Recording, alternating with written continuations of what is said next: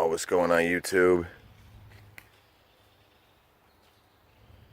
What's going on Facebook? This is Aaron from Harmony Canine Training. I'm training owners how to train their dogs to build harmony between dog and owner. So we're going to talk about a couple things I think are important but commonly overlooked for dog owners. A lot of fucking mosquitoes out here, damn. Alright, well, here we go. Number one. Take your dog places. If all you're doing is taking your dog on a walk around the block, you need to take your dog more places. Your dog's world is too small.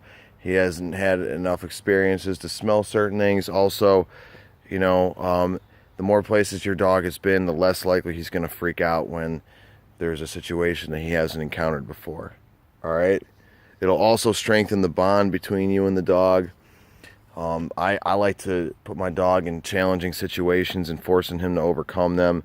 One thing I've done with all my dogs, I go in the metro parks, I go up and down these huge ravines, and I have the dog walk up these ravines, and sometimes they get to a point where it's too steep and they have to figure out how to get up another way. That's one thing I like to do. Use what you have. If you live in the mountains, that's a great. You've got it made. If you're in the beach, do that. Another thing too, you need to not only train your dog, but you need to train the people that are commonly around your dog. So this is family members. These are friends that commonly come over, especially if you have a dog with behavioral issues. Okay, so you've got a dog that commonly barks or commonly jumps on people. Well, if Aunt Sally comes over and Aunt Sally starts screaming in a high-pitched voice, "Oh, I'm so happy to see you, Spot," what do you think's going to happen? So we have to educate our family members and our friends, people who are commonly handling our dogs, how to interact with our dogs. Another thing, we have to start.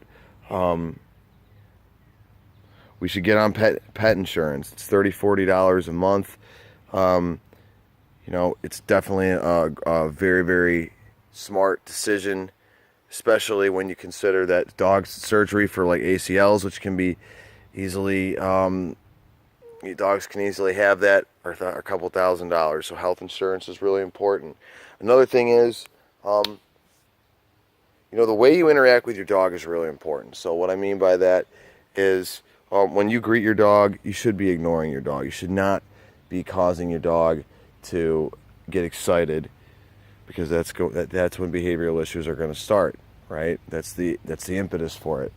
It's a catalyst. So what you want to do is, if you want to interact with your dog, you want to spend time with your dog, spend time training, spend time doing interactive things. What are interactive things? Going on walks, doing fetch, taking your dog in difficult situations, like I just said. Having your dog do a downstay when you're eating outside at a restaurant, right? Practicing sustained commands when they matter, okay?